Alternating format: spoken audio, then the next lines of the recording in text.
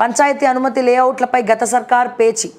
పంచాయతీ ఆఫీసర్లు ప్రజాప్రతినిధుల పర్మిషన్తో ఏర్పాటు చేసిన లేఅవుట్లను గత ప్రభుత్వం ఇల్లీగల్ అని ప్రకటించింది. దీంతో వాటి రిజిస్ట్రేషన్లు ఆగిపోయినాయి. వాటిని క్రమబద్ధీకరించాలని చెప్పి లక్షలాది మంది దరఖాస్తు చేసుకోగా ఒకసారి రిజిస్ట్రేషన్ అయిన ప్లాట్లను మాత్రమే అమ్మేందుకు అనుమతించారు. మిగతావి పెండింగ్లో ఉన్నాయి. దీనివల్ల ప్రభుత్వ ఆదాయానికి గండి పడుతుండడంతో పాటు కొన్ని ప్రాంతాల్లో ఇల్లీగల్ సేల్స్ నడుస్తున్నట్టు సమాచారం.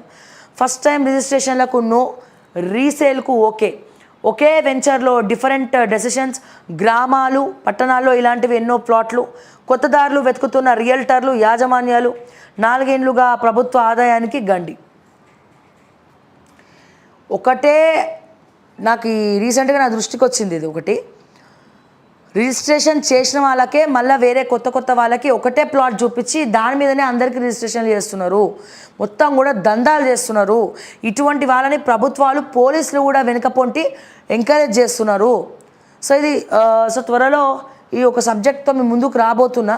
సో డెఫినెట్గా చాలా ఉన్నాయి. ఆ కంపెనీలు ఏంది, మరి ఎవరెవరు ఏం చేస్తున్నారు, సో మరి పబ్లిక్ ఎట్లా వాళ్ళ ఉచ్చులో పడతా ఉన్నారు. మార్కెటింగ్ టీమ్ని పంపించి ఇప్పుడు నేనున్నానండి, నేను ఇక్కడ ఈ భూమి నేను కొనుక్కున్న భూమినే ఇంకో 10 మందికి అమ్ముతూ ఉన్నారు. అమ్మి తర్వాత పరారైతా ఉన్నారు. పరారైనాక పోలీసులు తలుచుకుంటే వాళ్ళని పట్టుకోవచ్చు, కానీ వాళ్ళని పట్టుకోలేకపోతున్నారు. సైలెంట్ చేస్తూ ఉన్నారు. తర్వాత వీళ్ళు కోట్ల చుట్టూ తిరిగి ఆ ఇష్యూని డైవర్ట్ చేస్తూ ఉన్నారు. సో ప్రతి ఒక్కటి చాలా అత్యధిక రియల్ ఎస్టేట్ కూడా ఇవే చేస్తూ ఉన్నాయి.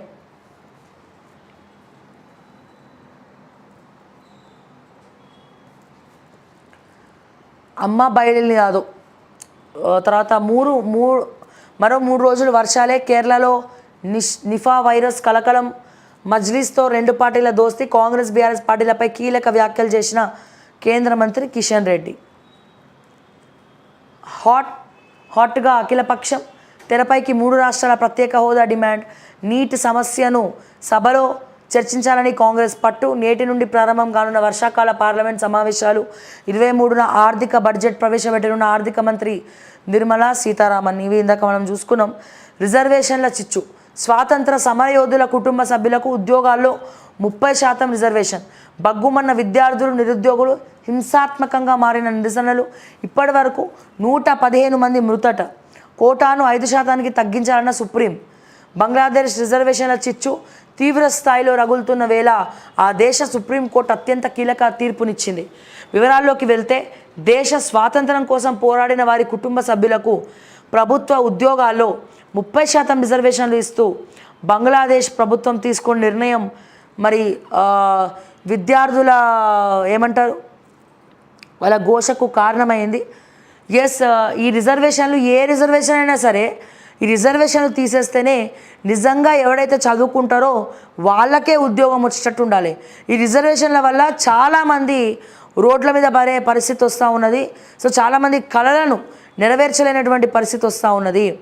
సో ఎక్కువ రిజర్వేషన్ ఉండి వీళ్ళు తక్కువ మార్కులు వచ్చి, అంటే 20-30 మార్కులు వచ్చినాయి, ఫర్ ఎగ్జాంపుల్ 60కి పాస్ అనుకోండి, 10-15 మార్కులు వచ్చి రిజర్వేషన్ ఉంటే వాడికి ఉద్యోగం వస్తుంది. అదే సిన్సియర్గా చదివి ఒక ఓసీ రిజర్వేషనో లేకపోతే ఇంకేదో రిజర్వేషనో ఉండి వాడికి 90 మార్కులు వచ్చినా సరే ఉద్యోగం రావట్లే. సో దీనివల్ల ఏమైపోతుంది, సో ఉద్యోగాలు చేసే వాళ్ళకు తెలివితేటలు కొద్దిగా వాళ్ళకి దాని మీద అవగాహన లేకపోయినా ఏదో అడపా ఉద్యోగాలు చేసి పడేస్తున్నారు. సో సబ్జెక్ట్ నాలెడ్జ్ నిల్లు ఉంటుంది. సో దయచేసి ఎప్పుడైతే మన భారతదేశంలో ఈ రిజర్వేషన్లు తప్పుకుంటాయో అప్పుడే యువత కావచ్చు లేకపోతే మరో తరం కావచ్చు బాగుపడుతుందండి. లేదంటే ఈ రిజర్వేషన్లు అడ్డు పెట్టుకొని చాలా గొడవలు అవుతాయి. సో ఇక్కడ కూడా అదే పరిస్థితి వచ్చింది. బట్ 30% అంటే మరి నిజంగా చదివే వాళ్ళ పరిస్థితి ఏంది? నిజంగా కష్టపడి చదివి తెలివితేటలతోటి రాత్రింబవళ్ళు చదువుకున్న వాళ్ళకేమో రిజర్వేషన్లు అడ్డొస్తూ ఉన్నాయి. ఇప్పుడు ఈ 30% రిజర్వేషన్ వల్ల సో వీళ్ళు ఉద్యోగాలు కోల్పోతారు కదా, మిగిలిన వాళ్ళు నిజంగా చదివే వాళ్ళు ఎవరైతే ఉన్నారో వాళ్ళు ఉద్యోగాలు కోల్పోయే పరిస్థితి వస్తుంది. మరి చూడాలి ఏం నిర్ణయం తీసుకుంటుంది మరి బంగ్లాదేశ్ ప్రభుత్వం అనేది వేచి చూడాలి. సర్కార్ భూములు కబ్జాలకు గురవుతున్న షేర్లింగంపల్లి ఎంఆర్ఓ నిర్లక్ష్యం.